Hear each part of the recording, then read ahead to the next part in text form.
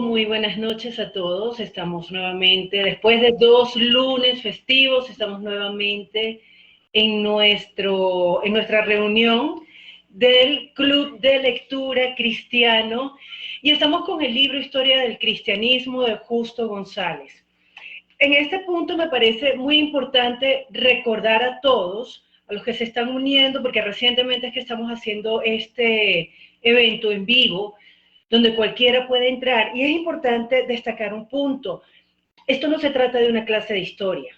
Aquí ninguno de los que nos reunimos sabemos nada de historia. Tendremos algunas ideas de cosas que hemos escuchado, pero esto tampoco una reunión donde se pretende responder todas las preguntas que surgen en torno a los eventos que menciona el libro, los eventos históricos que menciona el libro, sino es simplemente una reunión donde comentamos el libro de Justo González, Historia del Cristianismo. Entonces, si usted está buscando respuestas, si usted está buscando que le enseñen de historia, está en el lugar equivocado. Pero si está buscando aprender junto con todos los que nos reunimos aquí, bienvenido, porque esa es la idea, que podamos leer el libro, comentarlo y aprender en torno a las cosas que dice Justo González en este libro. Otro punto importante, esto no es un espacio de predicación. Nosotros aquí no pretendemos decirle a nadie en qué creer o en qué no creer. Nuevamente, esto es un lugar de reunión donde discutimos el libro de Justo González.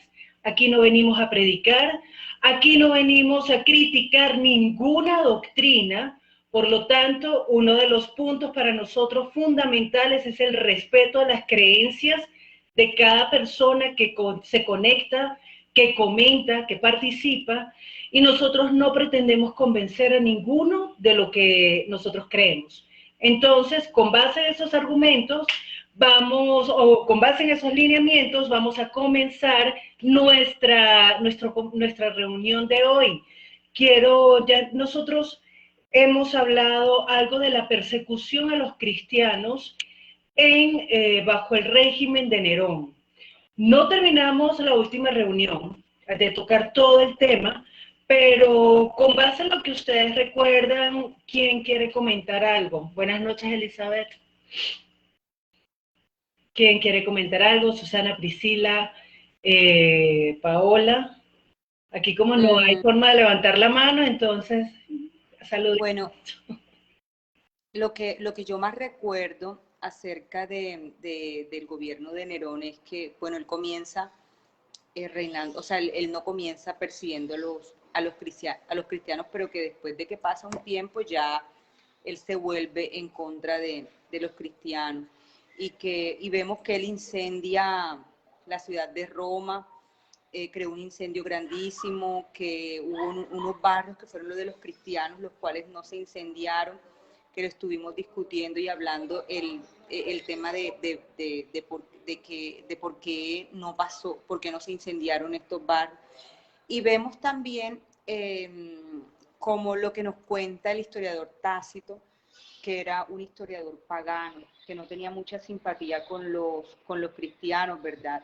Y que nos cuenta todas las atrocidades que le hizo Nerón a los cristianos. Y también cuenta otros detalles acerca de por qué los cristianos les había sucedido eso, porque decían que ellos como que odiaban a la raza humana, porque ellos no querían interactuar, compartir con ellos todas las costumbres que hacía la cultura de ellos, los romanos, como asistir a los teatros, los deportes y todo ese tipo, el culto a los dioses, todas esas cosas. Entonces, por eso habla el historiador romano, era que como que no le causaba mucha simpatía, pero que también reconoce que lo que hizo Nerón también fue, o sea, se pasó.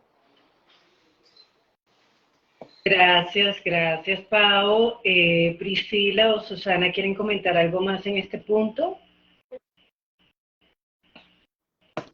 Bueno, yo podría comentar algo. A mí me llama mucho la atención que a pesar de haber sido un gobierno tan cruento, no encontramos muchos datos en el libro de los Hechos o en las epístolas de Pablo sobre ese régimen o ese gobierno de Nerón.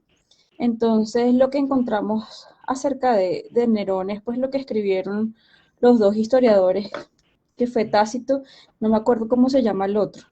Pero sí me causa mucha curiosidad porque Dionisiano. No, lo que me causa mucha curiosidad es que, o sea, en la Biblia sí se registra que hubo persecuciones, sí se registra que había gran tribulación. Pablo lo dice, estoy pasando por unas tribulaciones y unas aflicciones tremendas. Yo creo que de pronto eso coincidía, pero no nombra particularmente a alguien. Entonces me llama la atención, sin embargo, me pareció chévere estudiar desde, desde la historia, o sea, desde la fuente, desde Justo González, cómo fue eso y lo que dicen los historiadores, porque uno hace match, uno dice, ah, probablemente Pablo, probablemente, eh, no sé, Pedro, los apóstoles, estaban pasando esta locura y cuando uno ve la descripción de las locuras que le hacían a los cristianos, uno dice, Dios mío, no está cómodo en la vida, no está feliz. Entonces, eso me llamó mucho la atención y sobre todo como que me confrontó, me confrontó mucho en mi situación actual y mi realidad con la que ellos tuvieron que pasar y cómo defendieron ese nombre y esa creencia y esa fe en un tiempo tan verdaderamente adverso. Ok, gracias, Pris. En este punto me parece importante destacar, alguien se unió, ¿quién fue? Sandra. Sandra, bienvenida. Buenas noches. En este punto creo que es importante destacar que la carta, la segunda carta a Timoteo fue escrita, según datan algunos expertos, entre el año 64 y el año 66 después de Cristo. Y la segunda carta de Pedro, pues más o menos es en el año 65. A Sandra Mantellini, buenas noches, ¿cómo estás? Entonces, tanto en la segunda carta, ya Pablo en la segunda carta a Timoteo dice, estoy listo para morir. Ya se vivió bien, se vivió bonito, se disfrutó, se luchó y todo, pero ya estoy listo para ser sacrificado. Pedro también habla acerca de las aflicciones del tiempo presente. Entonces, sí, aunque no especifican que era bajo el gobierno de Nerón, diferente a lo que habla Lucas, refiriéndose en el año 52 a la expulsión de los cristianos de Roma, pues aquí en las cartas apostólicas sí se menciona algo de esas persecuciones. No sé si Susanita quiere comentar algo en este punto. Sí, pues me parece muy terrible la forma que este señor tenía de hacer sus sacrificios, ¿no? Porque acá nos comentan que él envolvía los cuerpos de los cristianos en pieles, ¿sí? Y se las echaba para que los perros los destrozaran, ¿no? O sea, una forma muy cruel de morir también. Nos dice también que prendía fuego con los seres, con ellos prendía fuego para que alumbrasen en las noches oscuras. O sea, que nos damos cuenta que el Señor de todas maneras estaba bien cucú. Entonces, sí, entonces eso me parece una forma terrible y pues, ¿no? Que en base a lo que nosotros sabemos de la Biblia y todo, pues que desde ahí nosotros nos damos cuenta que han sido perseguidos, están siendo perseguidos y seguiremos siendo perseguidos todos por la religión, ¿no? Entonces, entonces nosotros pues, ay Dios mío, que Dios nos ayude, porque esto me pareció a mí terrible pensar eso, ¿no? O sea, me transporté a esa parte, ¿sí? De pensar pues cómo sería ellos, con qué aflicción vivirían, cómo se reunirían para poder profesar la fe y para, pues, para comunicarse entre ellos, o sea, muy difícil, me parece a mí. para esa época, ¿no? Haber sido cristiano, ¿no? Pues en todas las épocas, pero más me parece en esa, y como más cimentada la fe, porque Pablo dice, ya estoy listo, Pedro también dice, ya estoy listo para morir, o sea, como quien dice, yo ya sembré, yo ya hice, y bueno, si tengo que ser acá, pues bueno, voy a dar mi vida y listo. Ok, gracias Susana. En ese punto me gustaría destacar algo, y es que Justo González dice que Tácito, a pesar de la aversión que tiene hacia los cristianos, él reconoce que la persecución no se dio porque ellos fueran cristianos. Entonces aquí me parece que es muy importante destacar algo que está ocurriendo. Nerón no persigue a los cristianos por ser cristianos, sino aprovecha el rechazo, la aversión que tiene la gente hacia los cristianos para convertirlos en chivos expiatorios. Entonces, el cristiano no fue perseguido por su fe en este momento, sino que aprovechando que nadie los quería ni un poquito, Nerón los culpa a ellos del incendio en Roma. ¿Qué pasó, María Isabel? No estuve de acuerdo. ¿Qué pasó con Yodita? Te hizo así que levantó la mano.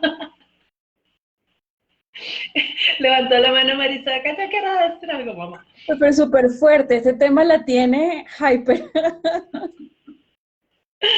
Entonces, Tácito, aquí se reconoce que en realidad la gente no quería a los cristianos, incluso los llamaban misántropos, gente que le tenía aversión a los demás, porque ellos no participaban en todas las actividades normales del el culto a los dioses o de la sociedad romana. Pero hay otro punto importante que a mí me parece que vale la pena destacar, y es que esto fue muy focalizado, esto fue en Roma.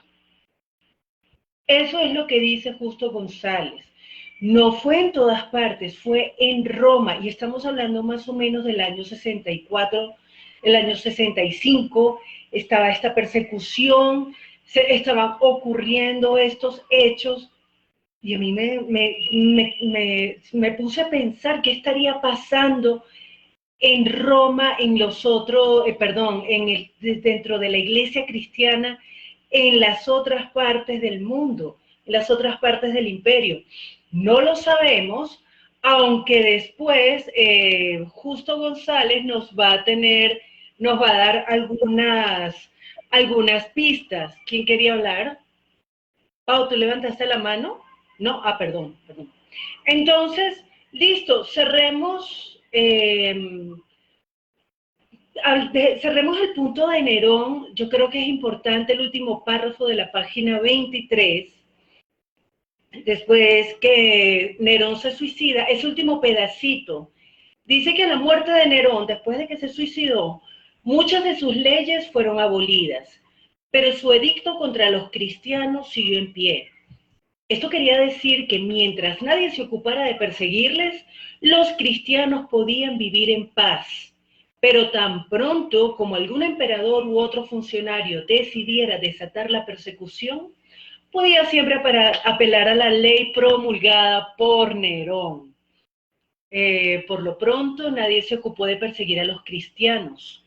A la muerte de Nerón se siguió un periodo de desorden, hasta tal punto que los historiadores llaman al año 69 el año de los 4 emperadores. Por fin Vespasiano pudo tomar las riendas del Estado y luego le sucedió su hijo Tito, el mismo que en el año 70 había tomado y destruido Jerusalén. En todo este periodo, el imperio parece haberse desentendido de los cristianos, cuyo número seguía aumentando silenciosamente. En este punto, ¿alguien quiere comentar algo? Antes de entrar a Domiciano.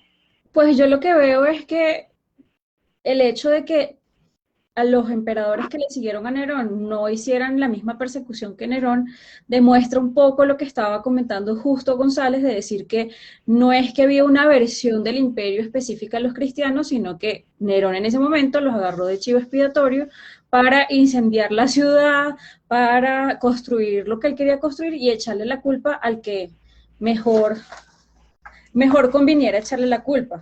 Entonces, me parece que los romanos en sí, o sea, o desde el gobierno romano, no había motivos suficientes como para decir, estos son ciudadanos indeseados, aunque de pronto sí lo habían. O sea, si uno busca los argumentos y le busca las cuatro patas al gato, sí, El gato tiene pero cuatro patas, sí, las cinco patas, las cinco patas, las cinco patas. Entonces, eh, bueno, esta es una prueba, aquí uno puede inferir que era Nerón el que estaba loco y lo estaba haciendo por el plan que ya habíamos que tenía.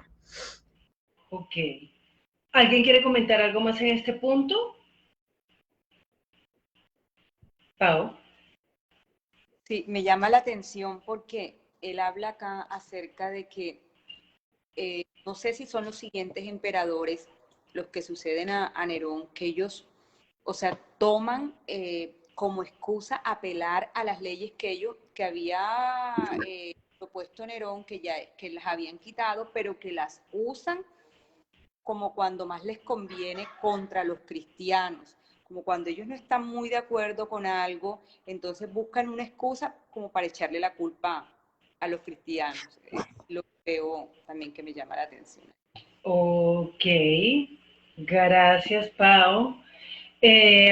Bueno, aquí hay un punto que a mí sí me llama la atención, o que me parece muy triste que Justo González pasa tan por encima de los periodos de Vespasiano y Tito.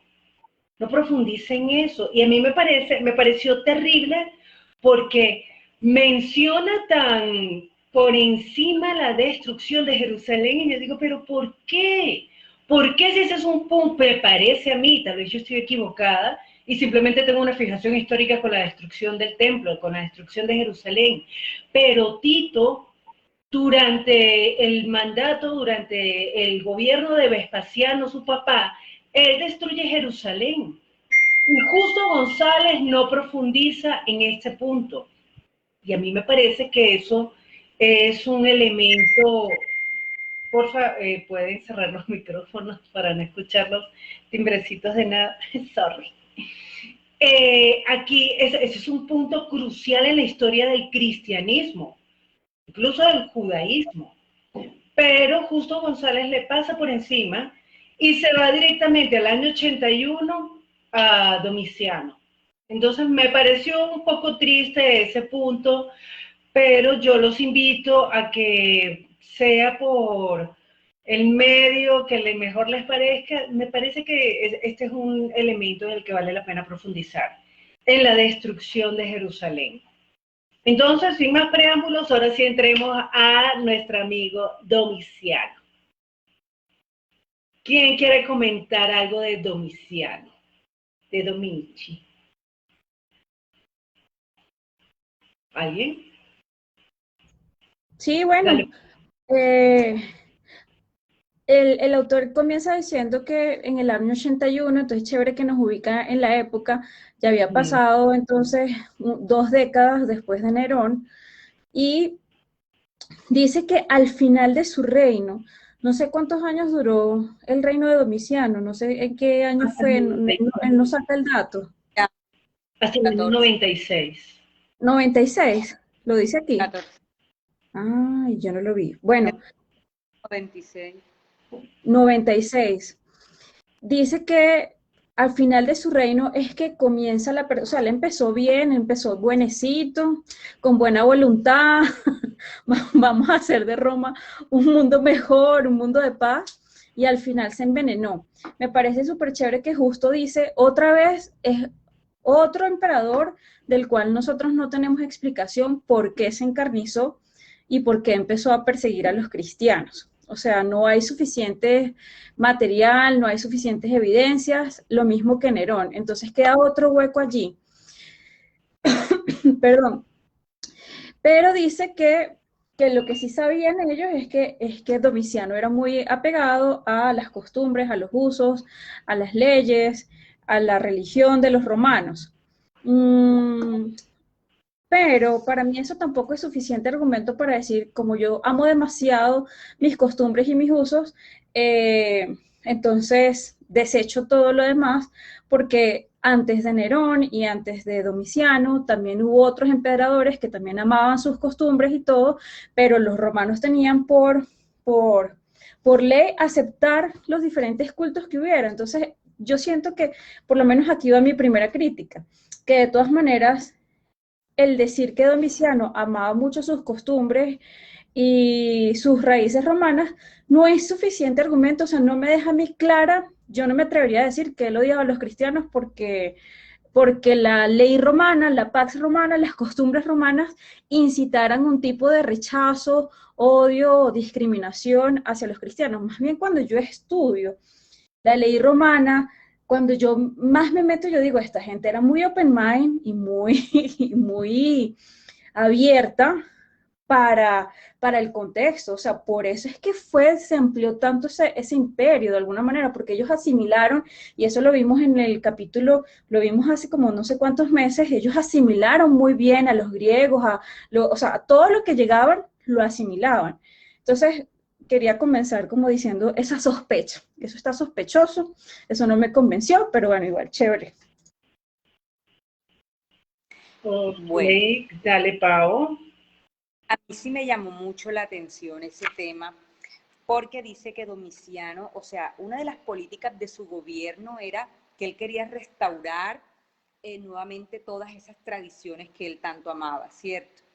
Pero entonces, claro, yo me pongo desde el punto de vista de él, que él quiere generalizar y que todas las personas, que todos los ciudadanos romanos vuelvan nuevamente a esas tradiciones, y de pronto se encuentra con que hay muchas regiones en las cuales el cristianismo se ha estado expandiendo y ya muchas personas de esas no quieren participar de estas tradiciones, y siento como si él cogiera rabia, aparte de todo que lo que se expresaba, lo que nos contaba el historiador Tácito, era que estas personas, que pues que ellos hablaban acerca de que los cristianos odiaban la raza humana. Entonces pensaría yo que él también decía, bueno, los mismos de nosotros tampoco ya están participando de estas tradiciones, también están creyendo todo lo que está diciendo el cristianismo, o sea, están odiando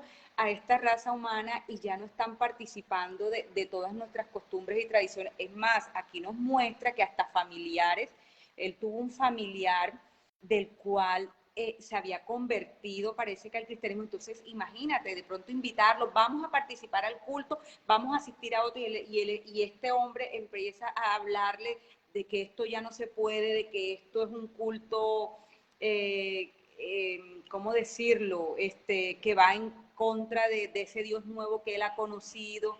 Entonces, como ese choque de creencia, pienso que es lo que conduce a Domiciano a iniciar la persecución nuevamente contra los cristianos. Pobre gente esta.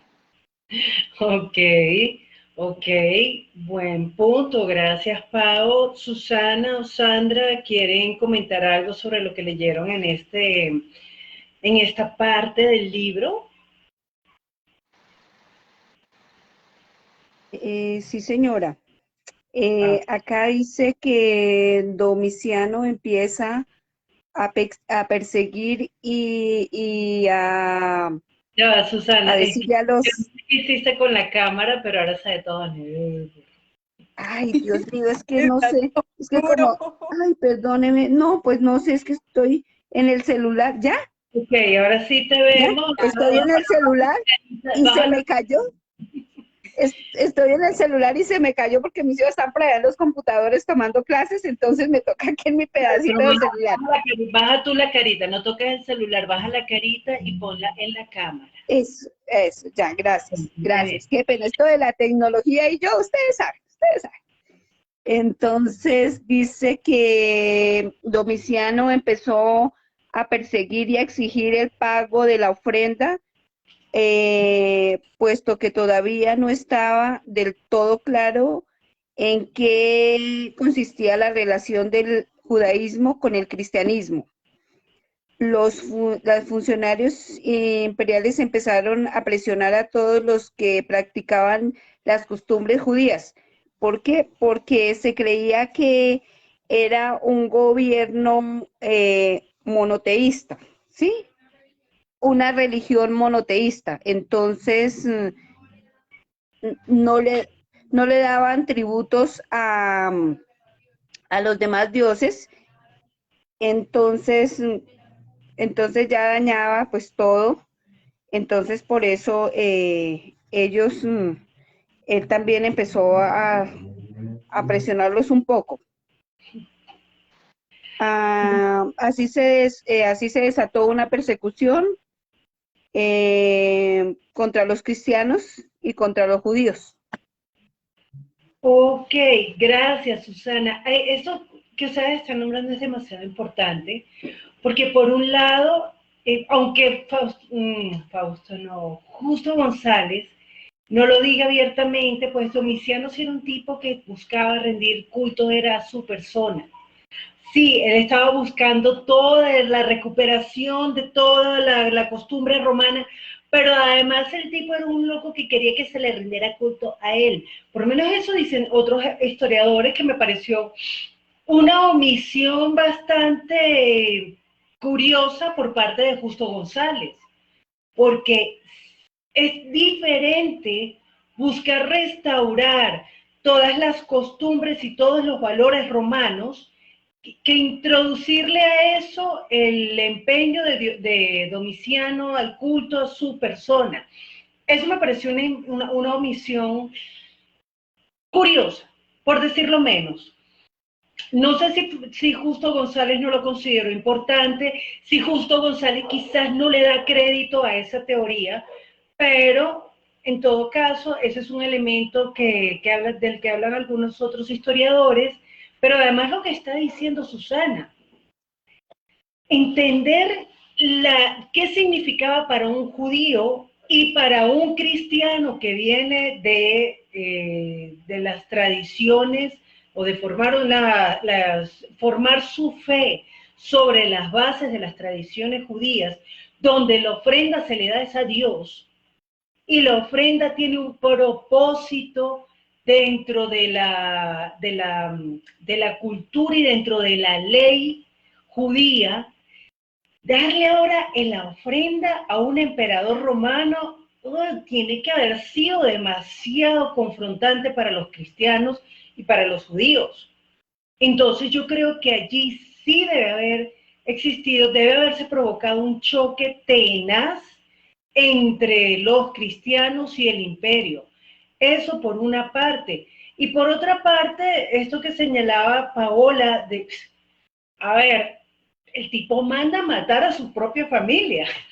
O sea, y hay otro elemento importantísimo que mencionaba Paola, era esto del crecimiento, un crecimiento tremendo de los cristianos dentro de Roma. A ver, locos, hace nada los estaban persiguiendo, matando, disfrazando de animales, matándolos además como una diversión para el pueblo.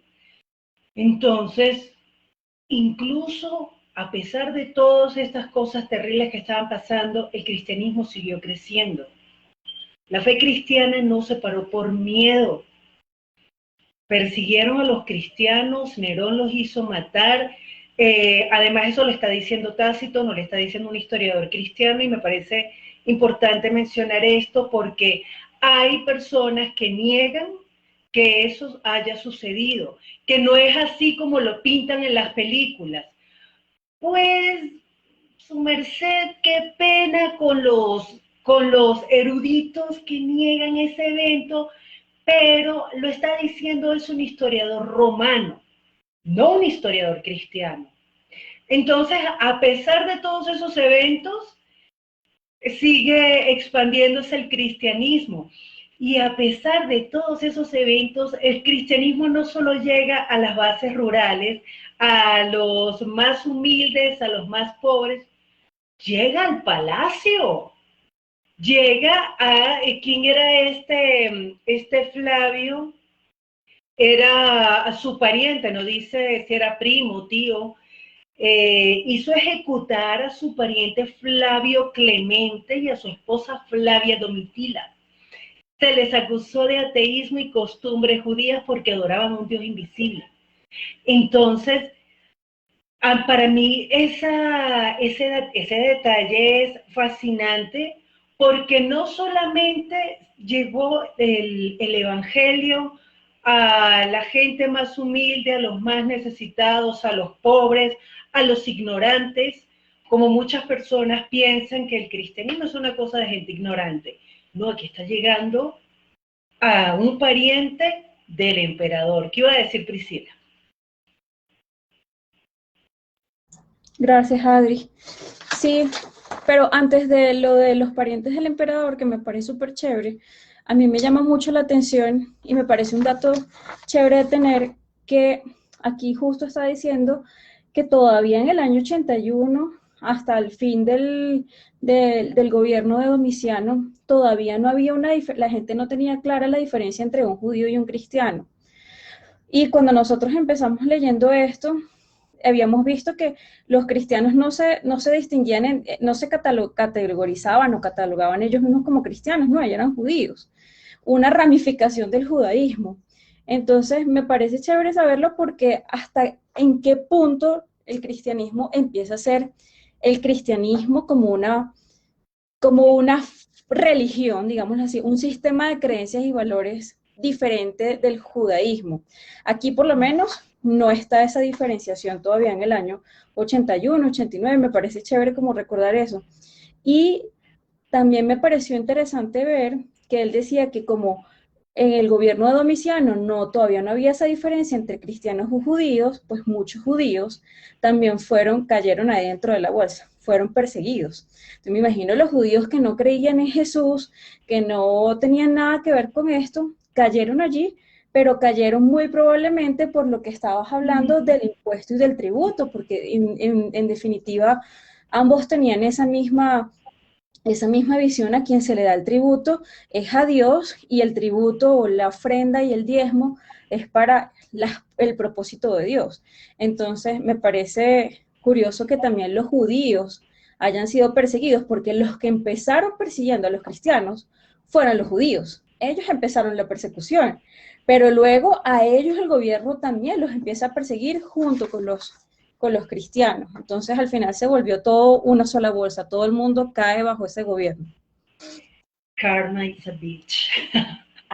A mí hay algo que también me llama la atención, y es, fíjate, aquí nos están diciendo que no había esa diferencia entre judíos y cristianos, ellos no podían identificar, pero fíjate cómo en las cartas que Pablo escribe, o sea, cómo nos muestra lo que le está hablando él, lo que le habla a él acerca de las tradiciones a los cristianos, ¿verdad? Mira que no, las carnes que ellos debían de comer, las carnes ofrecidas a los ídolos, creo que era algo así. ¿Te acuerdas cuando le escribe Cornelio no quiere predicarle también a los gentiles? Entonces vemos también como tantas cosas que ellos tenían tan parecidas, que no querían dejar y que por eso ellos no identificaban, y cómo las cartas nos están mostrando cómo coincide con lo que nos está hablando el texto acerca de que ellos no se podían diferenciar así tan notablemente, porque realmente ellos no habían cambiado de religión, sino que ellos lo que decían era que ya se había cumplido la venida de Jesús. Entonces me parece chévere cómo podemos identificar nosotros esto en la palabra. Chévere.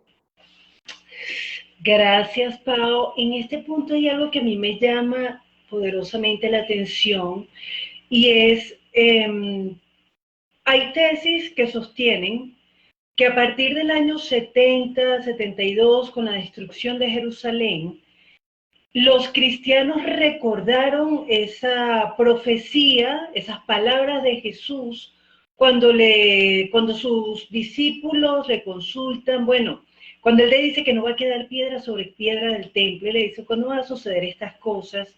¿Y cuáles son las señales de tu venida? Entonces Jesús empieza a narrarles todos los acontecimientos que van a venir, y entre esos les dice, cuando vean la abominación desoladora en el lugar santísimo, pues los que están en Jerusalén huyan a los montes. Y hay quienes sostienen que en ese momento de la destrucción de Jerusalén, pues precisamente los cristianos no se quedan a defender Jerusalén, sino huyen a los montes. Y dicen que en ese momento se demarca de una forma irreconciliable el judaísmo del cristianismo. Como les digo, esas son tesis que presentan algunos estudiosos. No sé qué tan si la teoría de Justo González es que todavía en el año 81 no se distinguían judíos de cristianos, o si esa separación ya existía dentro del mismo cristianismo, porque ellos habrán pensado, bueno, ya destruyeron Jerusalén, estén listos, prepárense, porque ya el Señor viene, que me parece una lectura muy lógica. Si yo estuviera en Jerusalén en el año 70, yo diría, ya fue, aquí vino, arrebátame, Señor, arrebátame. Pero del año 70 al año 2021 no ha venido. Y muchos cristianos, pues todavía no nos dice el libro cuál era la postura del cristianismo en torno a ese hecho. Por eso lamento tanto que Justo González le pasó tan por encima de la destrucción de Jerusalén. A ver, Justo, es injusto, pero esto es un hecho demasiado crítico dentro de la historia del cristianismo, de la historia de la iglesia. ¿Qué pasó en ese momento? Yo por eso me puse a mirar en otros documentos, pero realmente es un hecho importante. Aún así, estamos entre el año 81 y el año 96, en la era de Domiciano, y la gente pues seguía predicando el evangelio. La gente siguió, no dejaron de predicar, no dejaron de hacer las cosas. Y aquí Justo González nos dice, bueno, llegó hasta los familiares del emperador. Hasta ahí llegó el cristianismo. Ahora, esa tesis de Justo González, que todavía la gente no distinguía a un judío de un cristiano, ¿será cierto? ¿Serían los no cristianos, los no judíos, lo que llaman los gentiles o los paganos? Es que esa palabra pagano es demasiado antipática, demasiado grosera. Entonces, ¿serían esos o dentro del cristianismo ya se distinguirían? Priscila, ¿ibas a decir algo? Sí, yo creo que en este punto ya todos son especulaciones acá, ¿no? Pero si yo fuera un romano, ¿yo cómo haría para distinguir un cristiano de un judío? Si se visten igual, o sea, los griegos tenían una forma de vestirse muy peculiar. Los cristianos eran judíos finalmente, entonces se vestían igual, seguían la ley de Moisés, porque igualito los cristianos seguían, o sea, las escrituras, lo que se leía en la sinagoga de los cristianos eran los profetas, la ley, los salmos y los profetas. Entonces, yo no creo que fuera tan fácil. Si hoy en día tú le preguntas a alguien, tú distingues un pentecostés de un bautista, de un menonita, de un no sé qué, y uno se queda de que, o sea, y estamos hablando ya de un desarrollo de muchísimos años. Ahora imagínate en, no sé, ¿cuántos años? En 30 años. Habían pasado después de que murió Cristo 89 años, 80 años, 81 años. O sea, no creo que fuera tan fácil para un extranjero diferenciar a un cristiano de un judío. Y si lo pudiesen diferenciar, de todas maneras está el conflicto de la platica, que yo me entiendo, como que me inclino más hacia el lado, porque si uno se pone a ver un gobierno, ¿qué le interesa más? ¿El poder económico? ¿El poder militar? Y sí, el orden público, digámoslo así, pensándolo de una forma muy superficial. Y tener una población considerable que se está extendiendo, que se está multiplicando, o sea, el cristianismo está llegando también incluso a los romanos, y que luego te digan, yo no quiero dar tributo, yo no quiero dar tributo porque es que nosotros solamente adoramos al único Dios verdadero, el de Abraham, Isaac y de Jacob, a Jesucristo, que al Dios encarnado Jesús, etcétera. Entonces, imagínate, yo creo que de pronto la razón, ahí sí que menos me importa diferenciarlos si son judíos o cristianos. Simplemente todos ustedes por esa creencia van para el mismo hueco, punto, porque yo no puedo tener una gente aquí que esté disfrutando de todas mis calles, de todo mi desarrollo romano, de mi ciudad, de mi seguridad, y están en Roma y no quieren colaborar en nada. Entonces creo que hay suficientes motivos para que si se diferenciaban, por lo menos que a ti no te importe diferenciarlo porque no están queriendo cumplir con cosas que son de peso en un sistema político.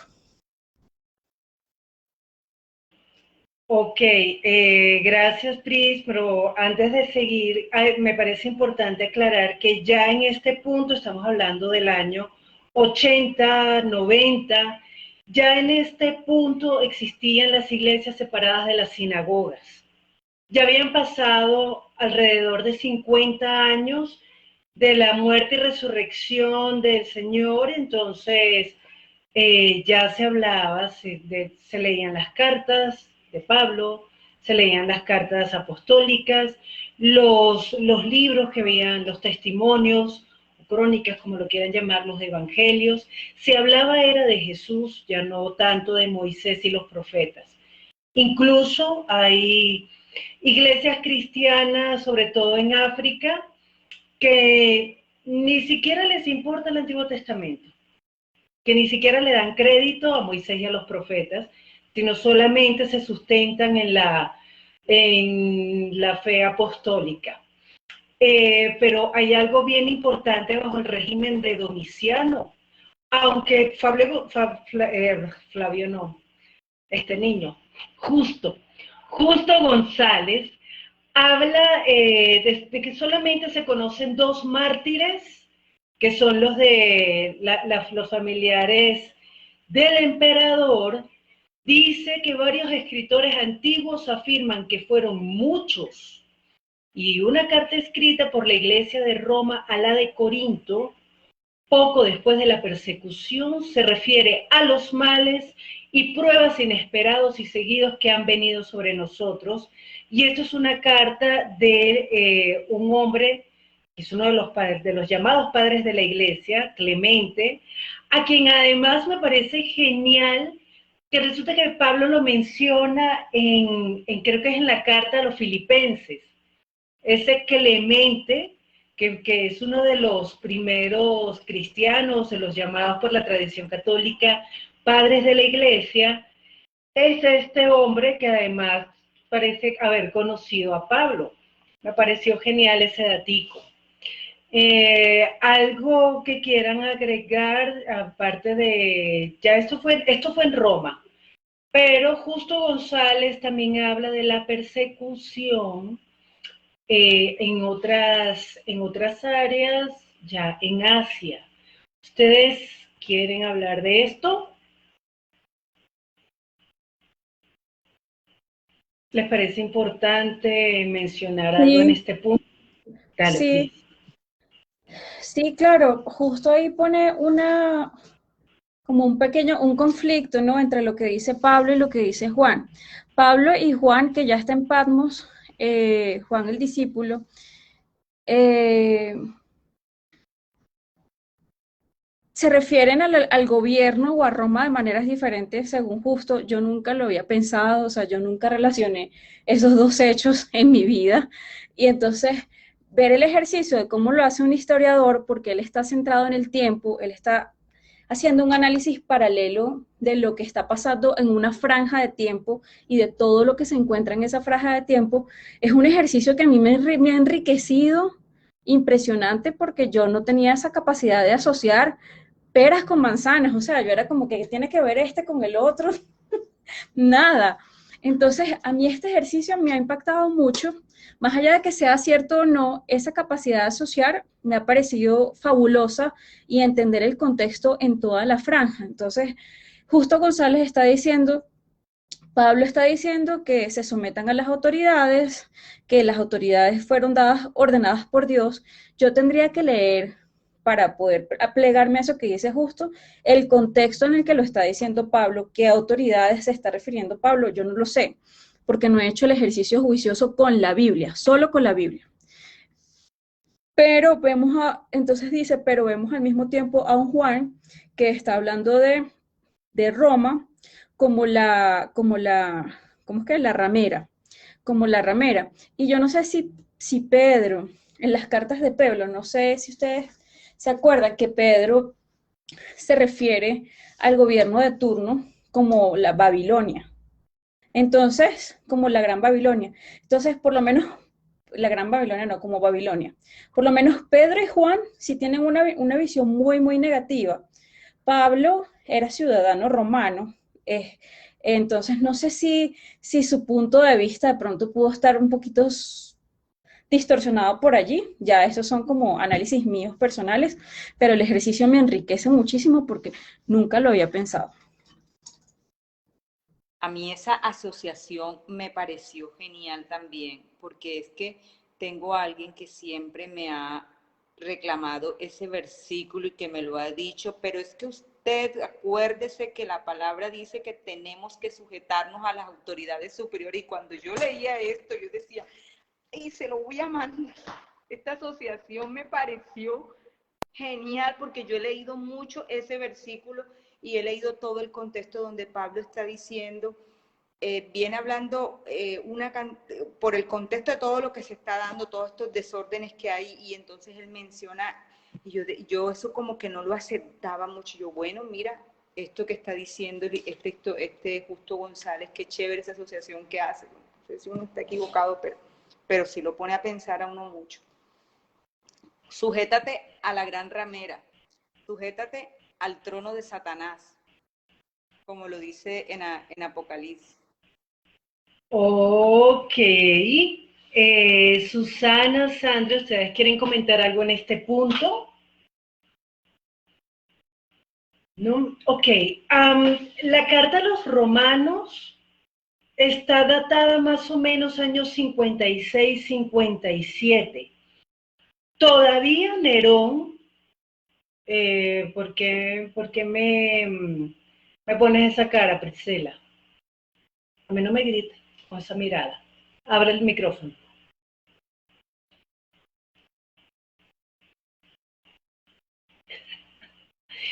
Micrófono, deja Priscila. Ya, perdón. Porque yo justamente hice una tarea sobre los años de las cartas para otra cosa que no tiene nada que ver. Y, no, sí, tienes razón. Pero, olvídalo, te contradije por contradecir. Sí, los romanos dicen que aproximadamente año 57, la que tenía el problema mental era yo, que pensaba que era hacia el 67. Borrón de nuevo. Ok, entonces, esto es antes de la persecución de Nerón. Después de la expulsión de los cristianos por Claudio, si no estoy mal, fue Claudio el que expulsó a los cristianos, ¿cierto? En todo caso, no es en la misma Roma, Pablo no escribe estas palabras en la misma Roma que aparentemente el apóstol Juan o quien fuera ese Juan que escribió Apocalipsis. Entonces, hay dos contextos históricos diferentes aquí y a mí me parece que eso es un elemento importante de señalar. Aunque ambos se refieren en formas diferentes a Roma, estamos hablando de dos Romas diferentes. No es lo mismo la época, la Roma de Claudio que la Roma de Nerón. No es lo mismo la Roma de Nerón que la Roma de Vespasiano o de Tito, incluso de Domiciano. Nerón era un loco. Domiciano tampoco era un muchacho de mente inquieta. No, estos tipos eran de armas tomar. Pero lo importante... Adri, perdón que te interrumpa. pero las fechas en que escribieron las cartas de Juan o Apocalipsis no fueron contemporáneas con Pablo cuando escribe estas cartas, ¿no? O pasó mucho tiempo ahí.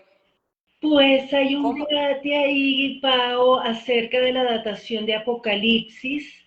Hay algunos que incluso dicen que fue en el año 90, que fue en el año 100. Otros dicen que fue a finales de los 60.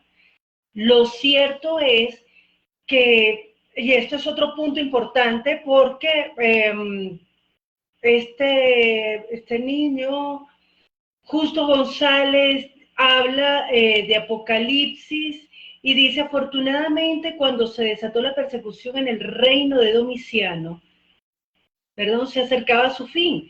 Entonces, Justo González está asociando o está datando de forma no directa, así como hecho el pendejo lo soma ahí, que bajo el régimen de Domiciano es que se desarrolla la persecución de la que habla Apocalipsis.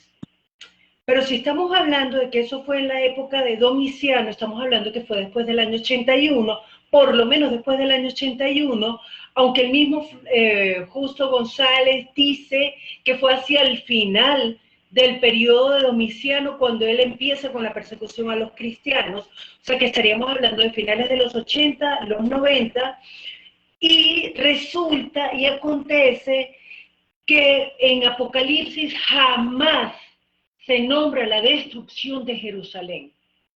Entonces, al no nombrarse la destrucción de Jerusalén, al no nombrarse la destrucción del templo, a mí se me hace difícil pensar que esto haya sido escrito después de ese evento, que fue un dato importantísimo que Jesús menciona en los acontecimientos que iban a venir. ¿Qué quería decir Priscila? Bueno, que pues el bache de Apocalipsis en comparación con lo de Pablo, sí, o sea, es muy difícil pensar que estaban escribiendo en la misma bajo los mismos gobiernos, por lo menos, porque Apocalipsis, imagínate, entre 60 y 90, pues pasó mucho tiempo, pero yo no sé si de pronto yo estoy loca, a mí me parece que Pedro sí habló del Imperio Romano de forma despectiva y creo entender que las cartas de Pedro sí eran contemporáneas, en algunas, no todas, por lo menos con la de Romanos sí, que era como el 57, el 50 y pico, los 50.